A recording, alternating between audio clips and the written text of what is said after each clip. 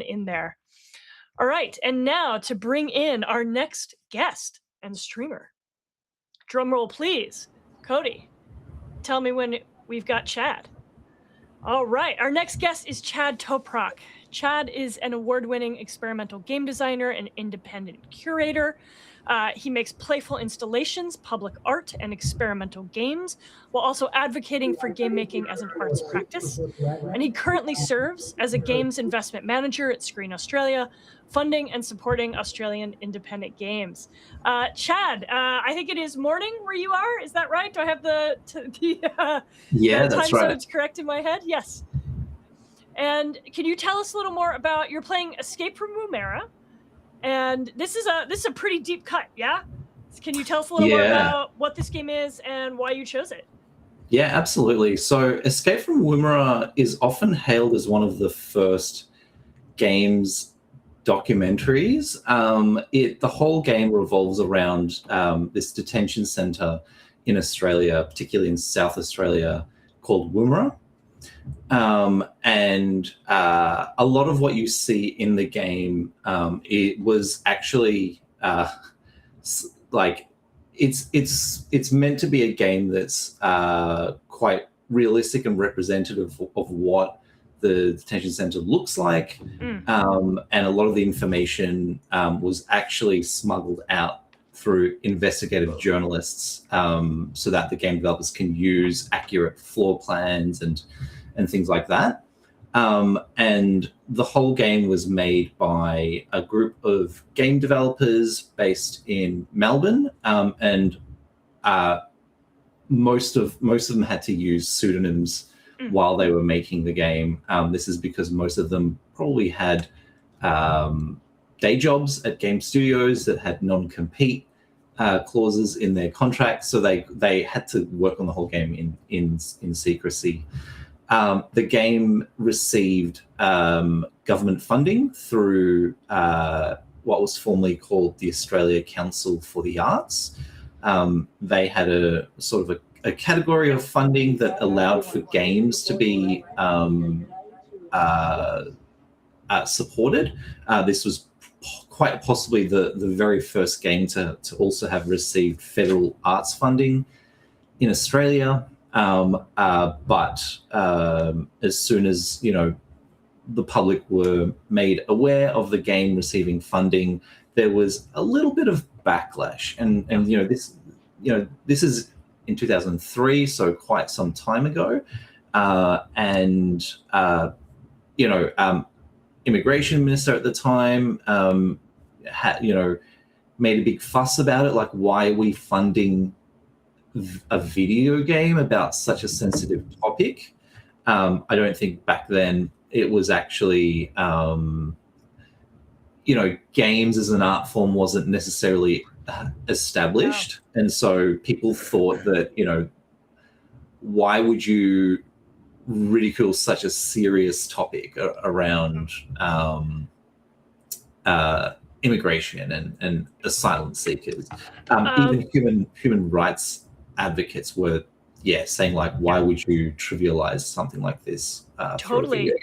I think I should actually just let you get into it. And I mean, you know so much about this game. I think you can sort of talk the viewers through it as we get into playing it. I just am gonna bump the information for folks that we do a raffle every hour for donations of $20 or more. During this hour, we're giving away 2 copies of both Animal Crossing, Can a Game Take Care of Us, and Undertale, Can a Game Give Us Hope. These are both donations from University of Chicago Press. But otherwise, that's it for me, and I want to give you a chance to walk everyone through this amazing choice that you've brought for us today. Thank you. All right, I'm going to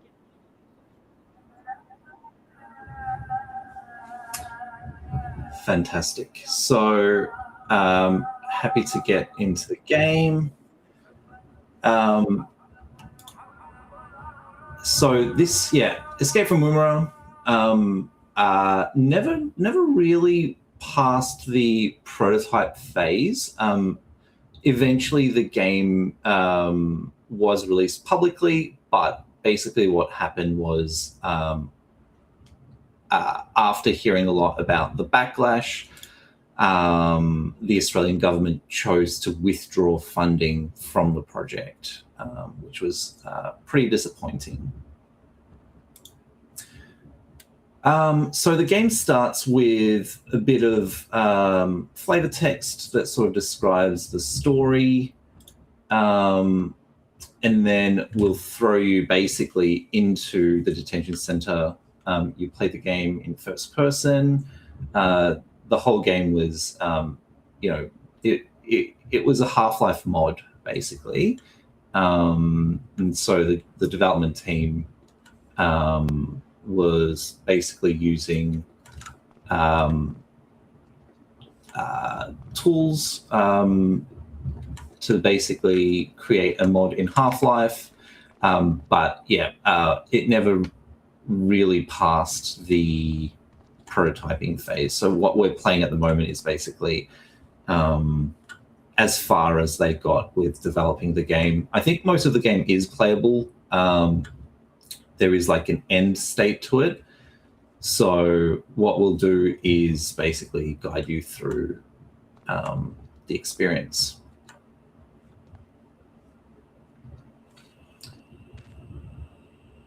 So it has been a while since I last played this. There'll definitely be things that I've forgotten, so please bear with me as we discover things together. So you can interact with NPCs. There's a few options to choose from. Typically, talk to detainees, probably what we want to do first. So game gives you a few options. Let's start with hello. Detainee says, leave me alone. You respond, I must escape from this terrible place. And you're told there is no way to escape.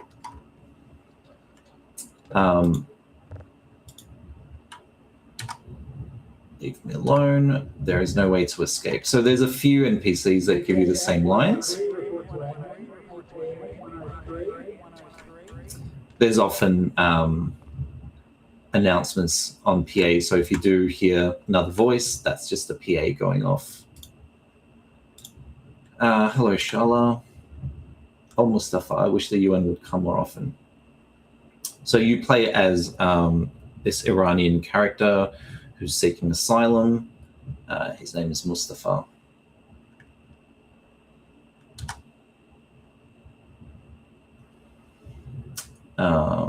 Talking about the UN, Charles says, it wasn't so much what they did as what our captors did to make the place look more positive in the weeks before their arrival. For a short time, they even treated our children better. What changes did they make? They repainted all the accommodation units, laid down colourful fake grass on the bare earth, and planted hundreds of trees, all so that they could say, look, this place isn't nearly so bad as everyone thinks. We ask about escaping. Charles says, what is the use of escaping? Even if you did somehow succeed, they will only find you and bring you back, and things will be even worse.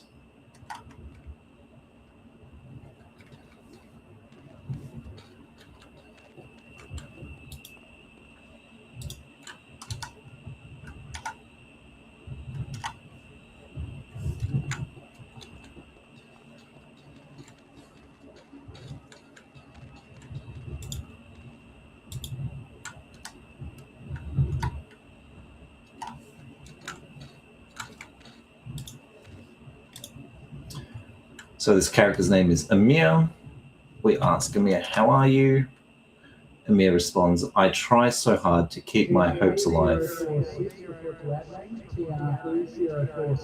Let that PA play. Try so hard to keep my hopes alive, not only for myself, but as an example to others.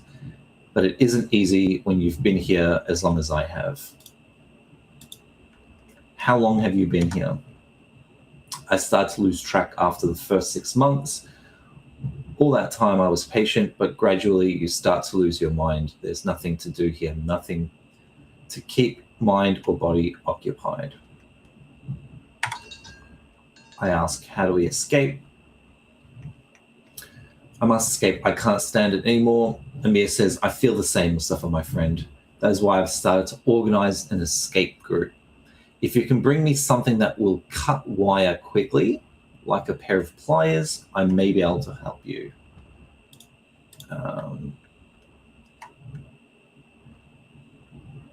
Right, okay. So basically we're looking for some pliers. There's this little notebook on the bottom right that basically outlines what we're meant to be doing. Currently it says, diary, Amir is the leader of a group who plans to escape. He wants me to find a pair of pliers. So I'm wondering where the pliers are. Oh, here we go. I'm looking for a pair of pliers. Oh, they just say leave me alone. Might have to ask around to see if someone knows where the pliers are.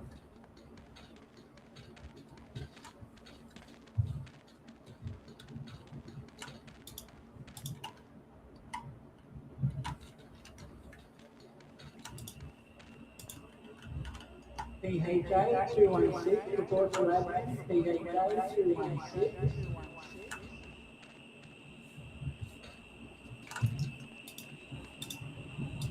This person's name is Hassan. Mustafa, my friend, you look how I feel. To be honest, I'm feeling pretty depressed. What is happening to us here?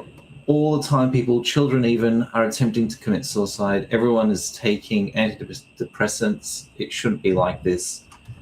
Animals in Australia have more rights than we do. They are valued more than we are. I must escape. We would all like to do this, but then where would we go? What would we do? It is hopeless.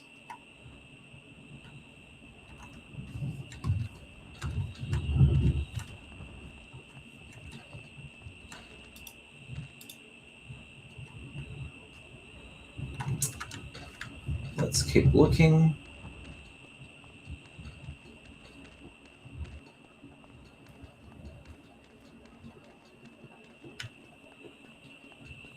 I wonder if any of these are enterable. No.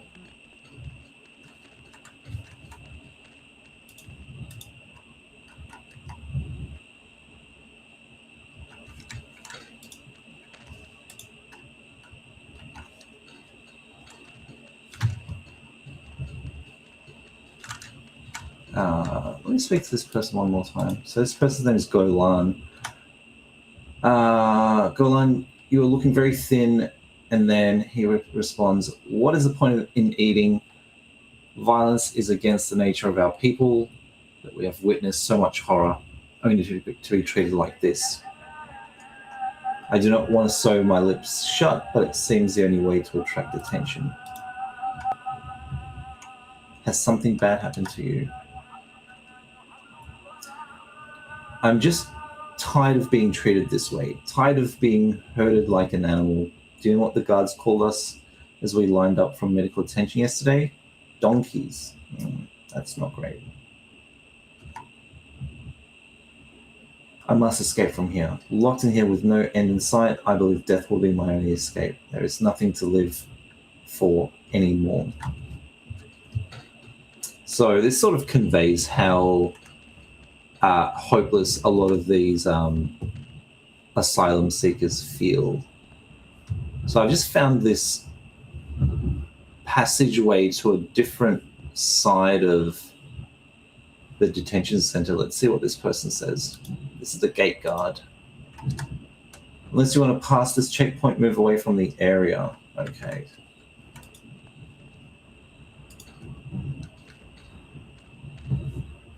So when I put my pass in there, it allows me to move through to this side.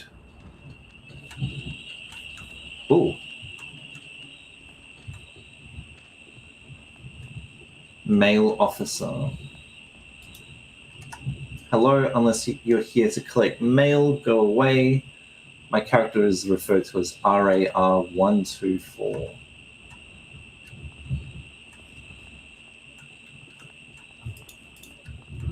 Not much else to do here.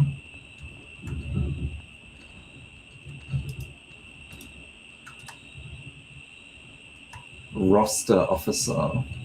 So it looks like there's tasks and things like that to do in here as well, maybe. Alika, why do you look so sad? Oh, Mustafa, I was reading from the Quran just before, and one of the guards came up and demanded to look at it. When he finished leafing through the pages, he threw it on the ground instead of giving it back to me. No, that's really disrespectful. What did you do? I was going to complain, but what's the point? These people seem to have no understanding or respect for our religion or culture. I decided to escape. I don't know if this is any help to you, but I've heard that someone once hid in this area. He was planning to come out at night and dig a tunnel, but the guards found him and put him in isolation. Do you know anywhere I could hide? You should talk to Lale. She has a friend who was supposed to have once hidden somewhere around here. I should search for a hiding place in the main compound, it says.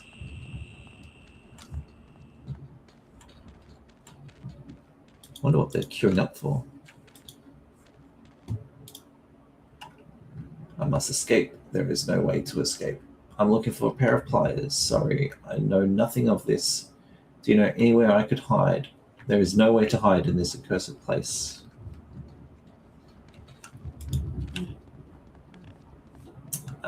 None of these look enterable, so we'll keep moving. Ah, this is Lale. How are you, Lale? How do you think I am? My husband was taken away, transferred to another camp, but I don't know where. What? When did this happen?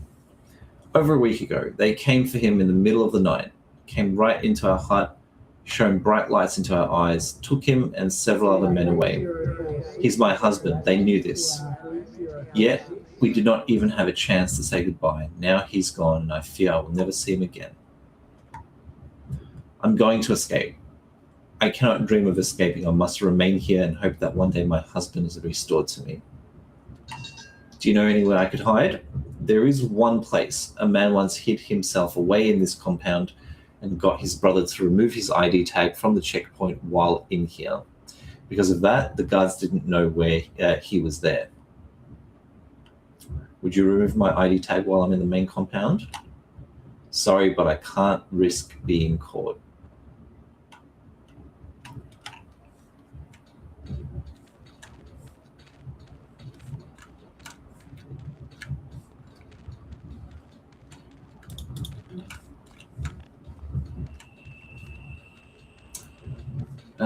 Let's see.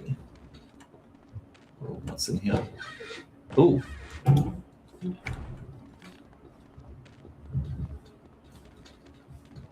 Don't know if I was meant to open that just yet. Where do you think you're going? You can't enter without a kitchen pass. Hello. Unless you're on kitchen duty, get out of here. All right.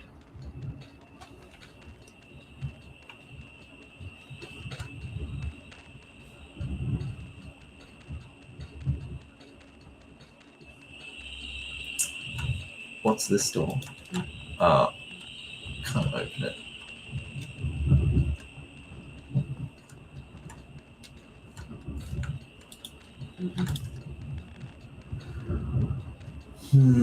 Let's see. Oh. Hide under the building. There's a hole. You could hide here if you ever needed to. Oh, okay. I suspect we might have to maybe do a couple of stuff before we get to that point. Still need to find some pliers or something, right?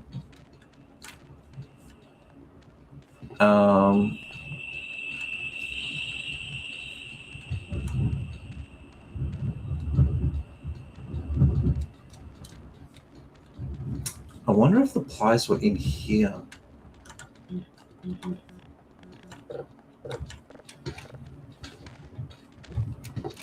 How do I get up there? Ugh.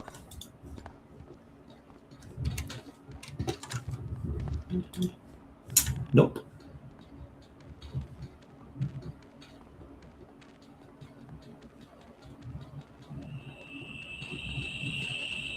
Let's see if we can head back this way. Pick up the ID tag. Any of these open up? No.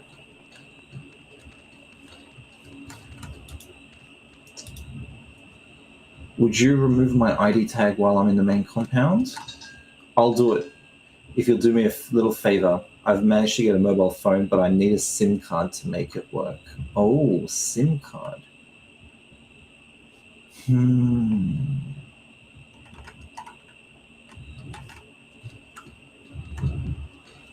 Where do I find a SIM card?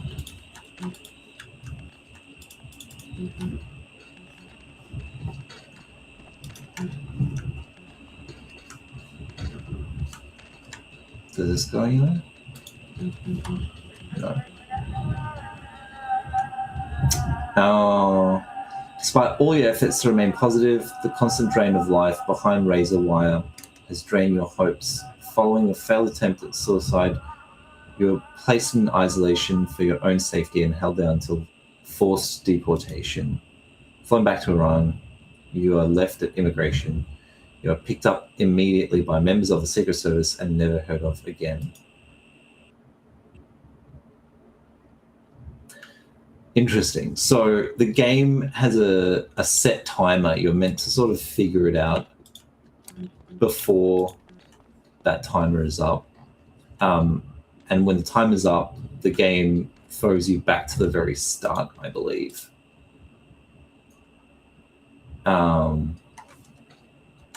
Which does mean there is a little bit of speed running involved. So let's see if I can remember the steps. Speak to this person. This person asks for pliers. Still not quite sure where we're meant to find pliers.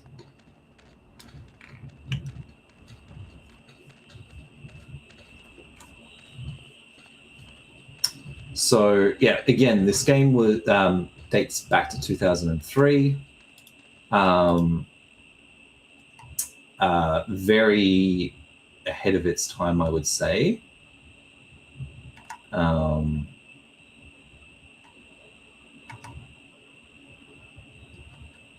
No, not this person.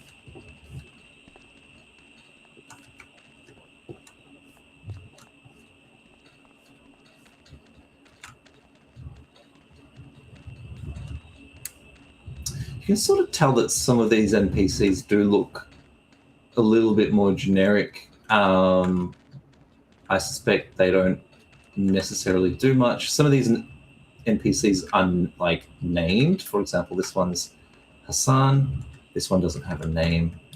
So let's try speaking to Hassan. Hello, Hassan. What's my friend? You look how I feel.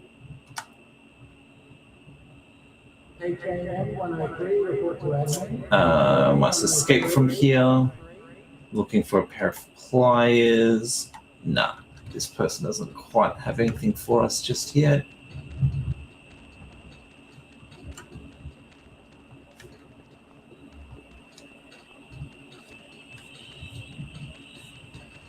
Let's try heading back in here.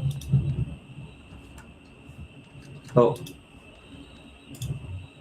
Okay. We did speak to Elika last time.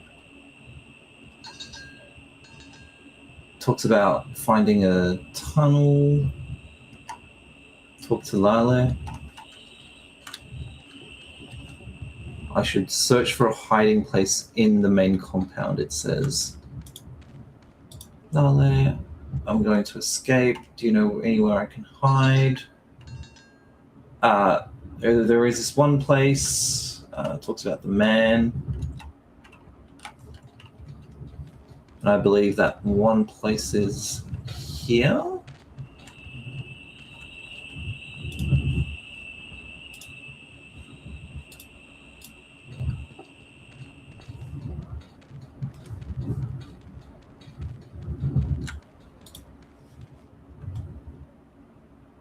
Oh, give phone card. I wonder if that's the SIM card that they're referring to. Let's give that a go.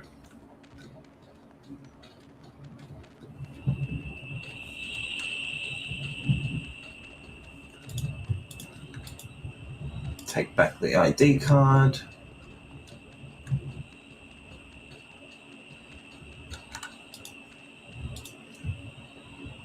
Would you remove my ID tag while I'm in the main compound? I'll do it. But need a SIM card. Is this the SIM card? Keep it, you may need it later. No, it's not.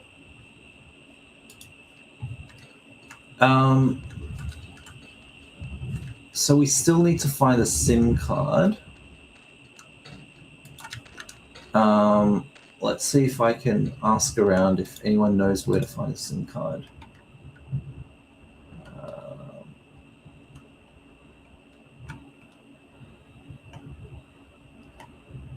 No. Not this person. Shala. Pliers. One of the kitchen workers, Farshid, mentioned an electrician doing repairs in the kitchens recently. Perhaps you could try looking in there. So it sounds like the pliers are in the kitchen. Which then makes me wonder, how do we get in the kitchen? I assume we maybe have to like swap shifts with someone. So there's an option here that says, have you heard about an electrician working here? No, sorry. What can you tell me about kitchens? Some detainees work there to pass time.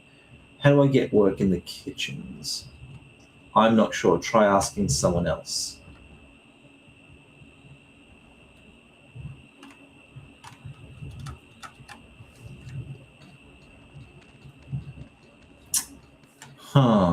Kitchens.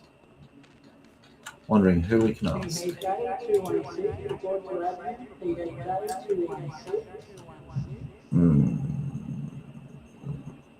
Nope.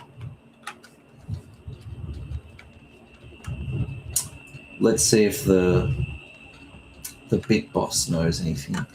Amir. I was thinking of working in the kitchens. You must go to the main compound and get your name put in the roster. Okay.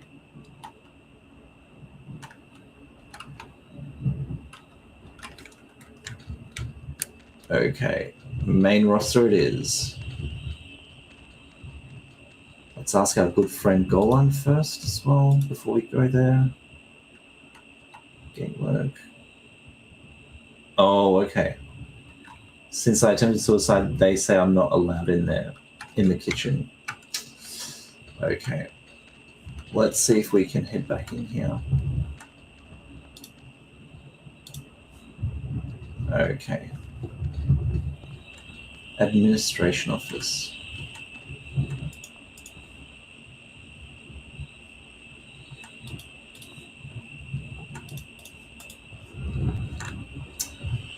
Not quite sure what to do in this room, though I do feel like it will have a role at some point. How do I get work in the kitchens? You want work? Well, all right. I'll put you in the roster. Oh, great.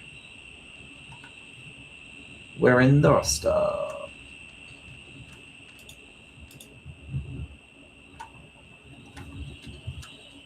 So does that mean we get access now? Let's have a look.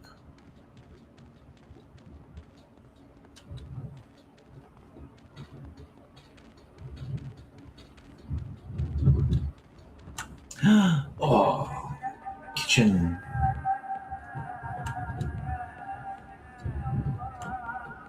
Nurse. How are you? Not so good. The boy in my sleeping quarters was taken to hospital. He drank a whole bottle of shampoo. He was only 11, but that's what this place does to you. I'm thankful I have no children. I could not bear to see my own flesh and blood treated the way that we are here.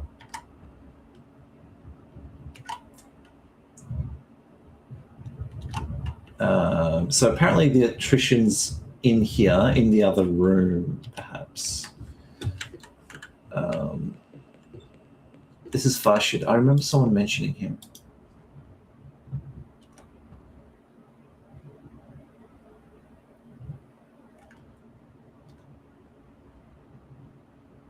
Farshid wants me to take him with me if I'm escaping.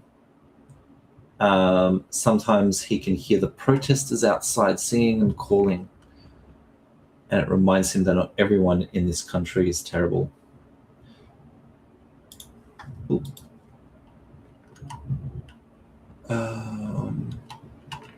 Electrician's in the next room.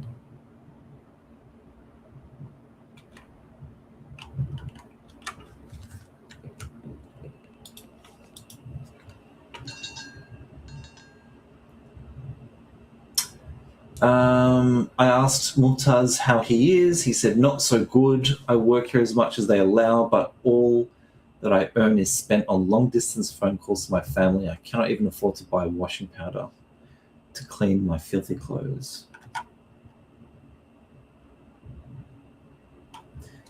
Let's see. HAM 103. Oh. Report to admin. HAM 103.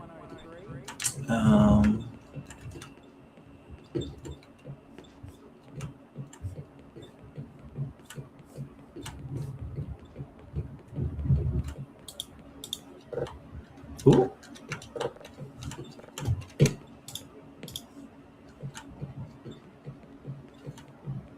Electrician. Hello, I just work here. Goodbye. Hehehe. Oh, wait, hang on. You wait until the electrician is not looking and quickly grab pliers from the workbench. He doesn't notice, and you hide them under your shirt. Heart pounding, you wonder how to safely get them to Amir. Interesting. Okay, so we've got the pliers. Maybe not speak to the electrician in case it causes suspicion. Oh, you realize that the guard will search you and find the pliers, so you decide not to leave the kitchen. Oh, there must be some alternative way out. Let's see. Is there an alternative way out? Ooh, what about this? No. This door won't open either. Let me out.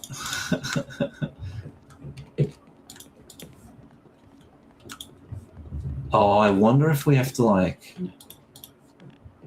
I don't know, like cause a fire or something in here.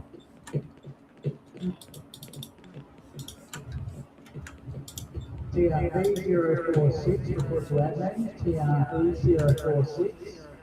Give pliers to Nasser. Oh, you'll have to hide them in here somewhere. Oh, maybe this bin.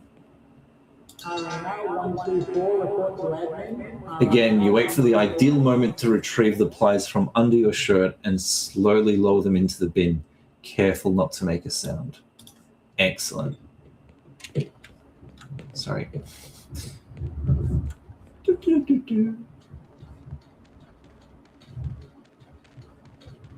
So I suspect this is where we retrieve them, but maybe once it's nighttime or something. I don't know how to trigger nighttime though. Pick up ID.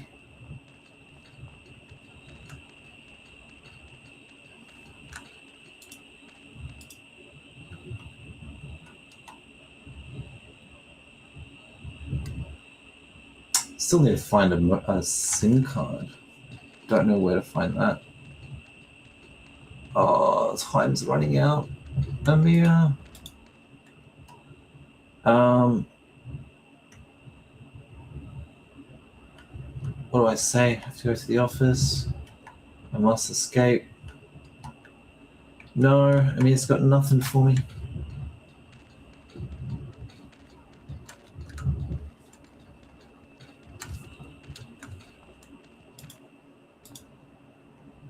No.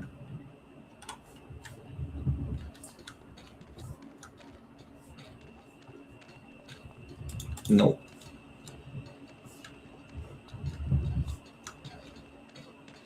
RIR 124, report to admin. RIR 124.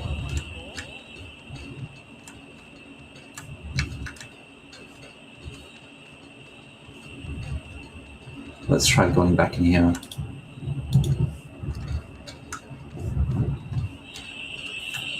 Still feel like this room is meant to do something, but... Oh, I'm RR124. Oh, the PA, of course. Package from a pen friend, a member of a refugee support group in Melbourne. The letter accompanying it brings you some hope, knowing that there's someone in this country that cares about your fate. Inside the package are some chocolate bars which you give to some children, and a box of washing powder. Your suspicions are aroused by a mysterious rattling sound. You feel inside the box and discover a SIM from a mobile phone. That is good news.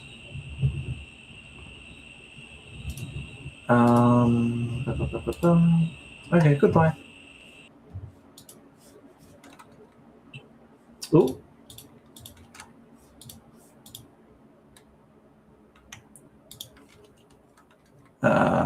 One moment. Having some technical difficulties here. Please stand by.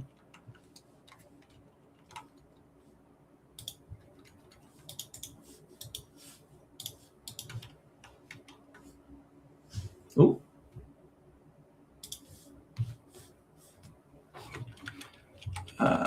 Let's see if I can reboot this. One moment. Gang, we may have lost progress here. Hopefully you can see this again. Okay. Sorry about that, everyone. I'm going to have to speed run this again. So, we made decent progress. So basically, talk to Amir. He tells us about the group. He asks us to find some pliers.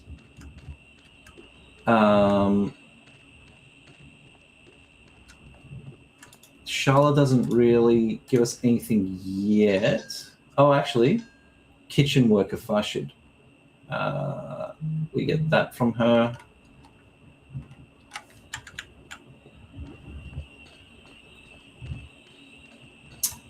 Golan gives us the SIM card line, but maybe not yet.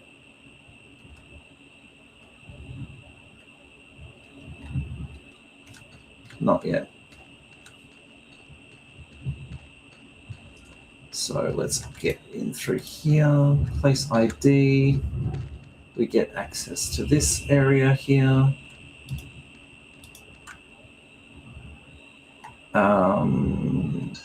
Here we go. She tells us about somewhere to hide. We can then speak to our other friend here, Lale. Tells us about the kitchen.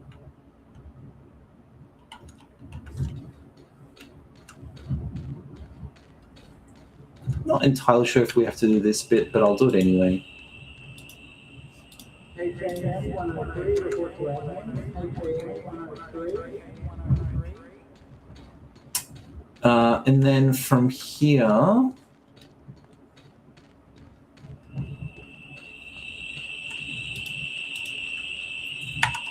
you want work? Well, all right, I'll put you in the roster. So we're in the roster now, which means we should have access to the kitchen. We're going to do this so much faster this time. Hello, hello, good day, sir. Nasser. Looking for pliers. Tell me about the electrician. He's in the other room.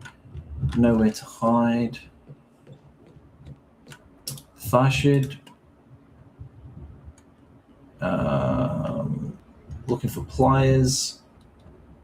Tell me about the electrician. Next room. Anywhere I could hide. Impossible. Okay, goodbye. There's that electrician.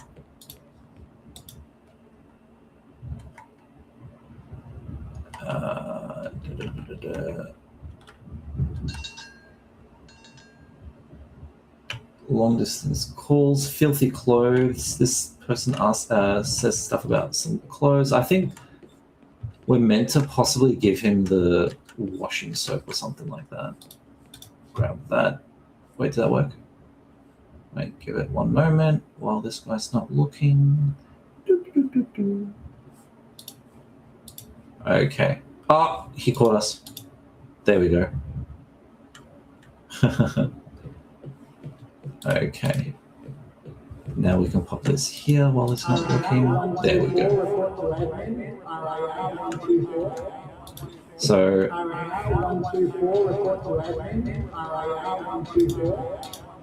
RAR124, that is our character. I don't know why, but that text, I think, has bugged. Oh, there we go. I'm RAR124. I was supposed to come here. There we go.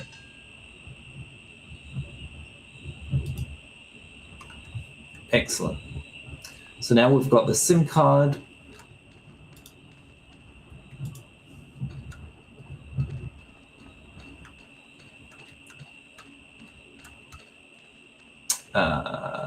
Was it this person's SIM card?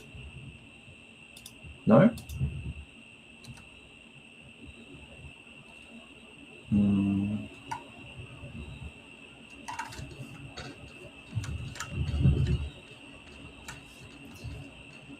Anyway, maybe we talk to Amir and give him, or let him know about the pliers, maybe.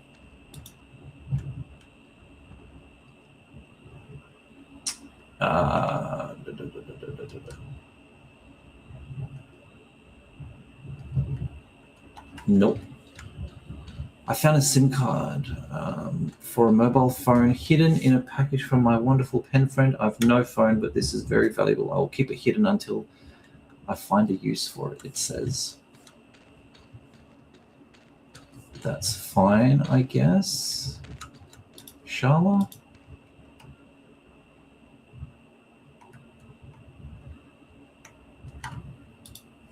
Hang on.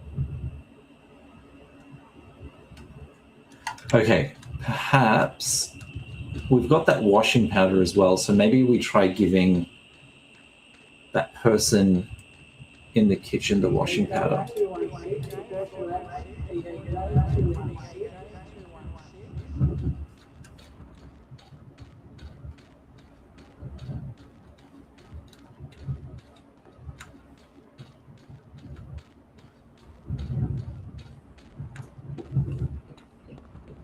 Yeah, this person here. Mustafa, this is far too kind of you. The only thing I can offer you in exchange is this length of metal pipe that I've found and have been hiding. Perhaps you can find a use for it. Ooh, lever.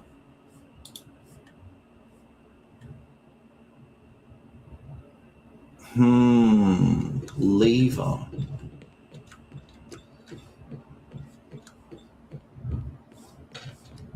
I wonder what the lever's used for. It's not to break into here, is it? No.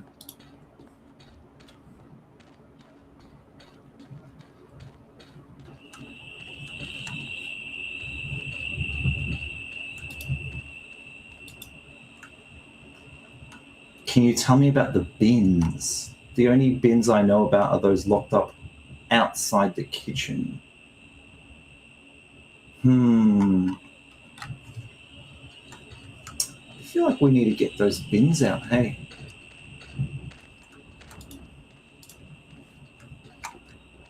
Let's see if anyone in here knows about bins.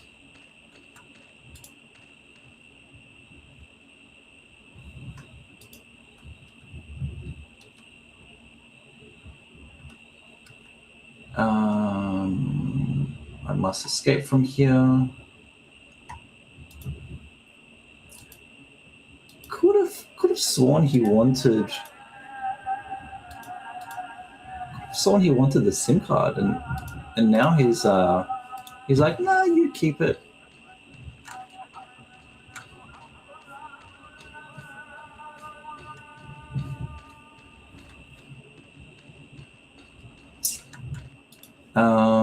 Amir, it's not Amir that needs the SIM card. The lever, no. Not entirely sure what the phone card is for at the moment.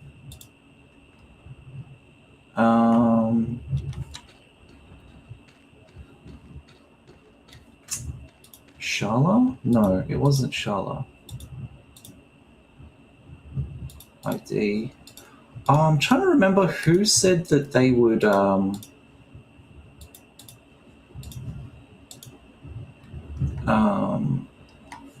someone said that they would take our ID while we were on the other side. Any other characters that are not these generic NPCs? Oh, yes, Hassan. Buddy.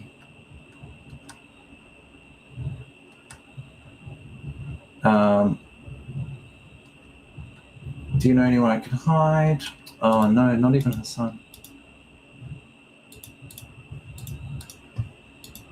No. Has it been doing anything? No.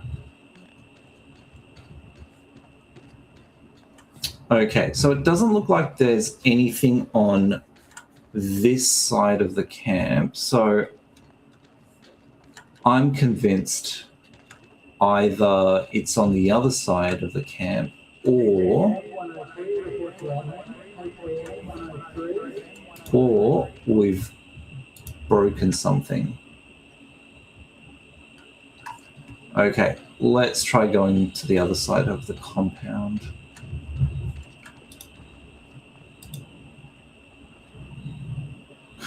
I'd like to work in the kitchens, so what?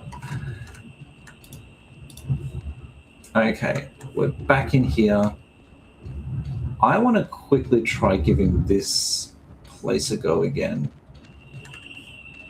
Maybe this is where we hide until nighttime or something. You could hide in here, but you'd be caught at dusk when the guards saw your ID tag and came searching. Oh, so now we have to find someone to grab our ID tag for us.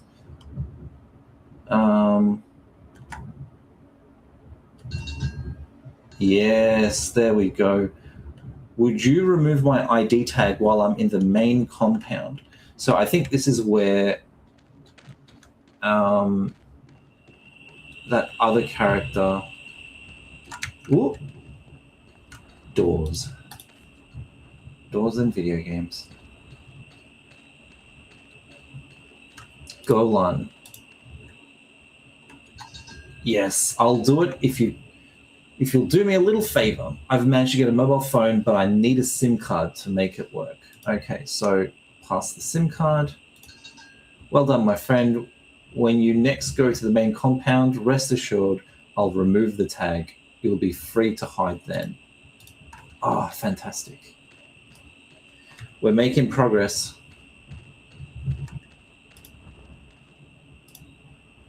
Okay, so let's try hiding.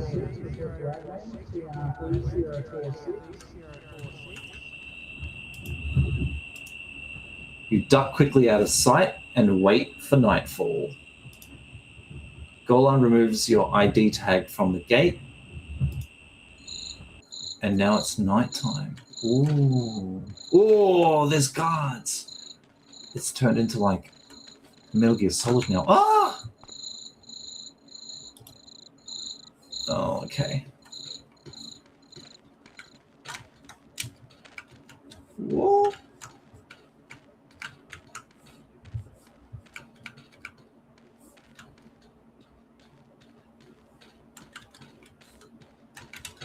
Oh boy.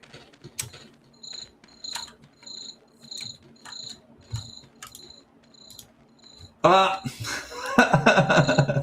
Oh, I almost had it. Yeah, so there's like a... Ooh. My goodness.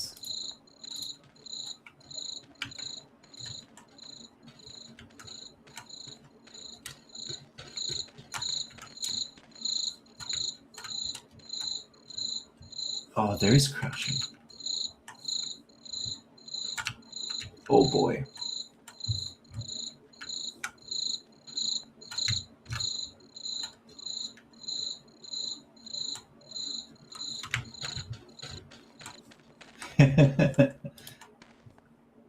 Force open cage door.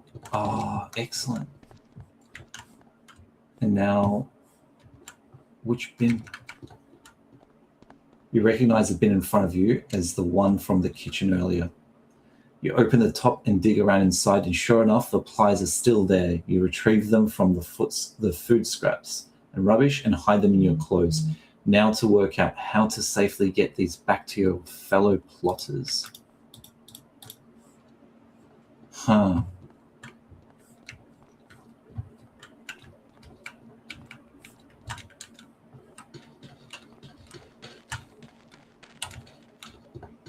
Okay.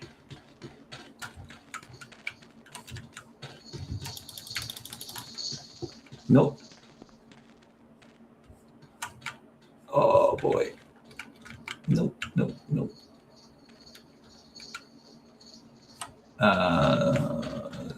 Is that too risky? Maybe that's too risky. Maybe I go back this way.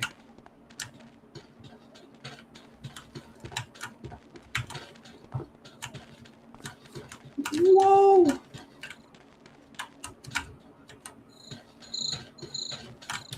Is this the way? I don't know what I'm doing. Okay. No, that's definitely not the right way. Maybe I just need to go back into the hole. Hide. You return to your hiding place. Golan returns your ID tag. You can now safely exit the compound.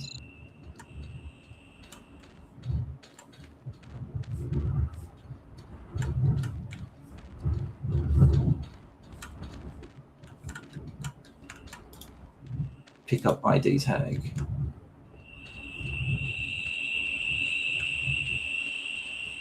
Okay, where's Amir?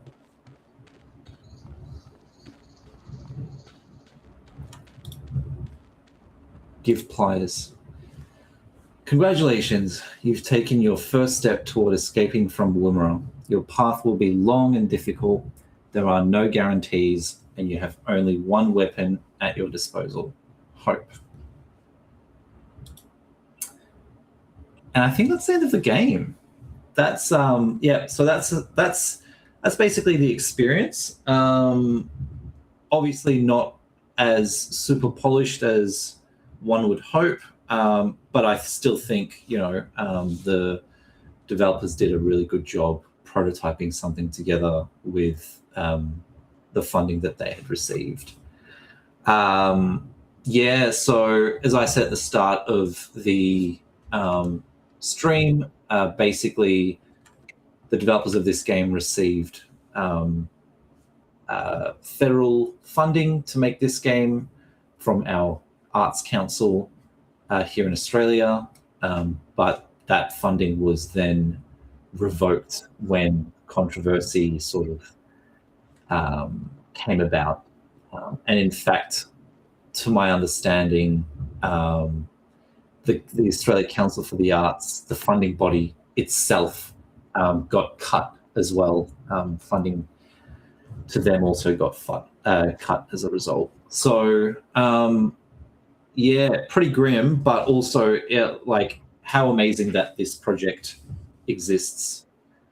And yeah, like really, really grateful to the developers for choosing to make a game about such an important topic, so incredibly timely, in fact, way ahead of its time.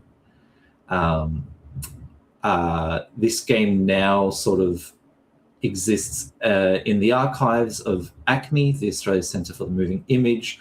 I don't know if there's a freely downloadable version of this anymore. I think the website that used to host it is possibly down.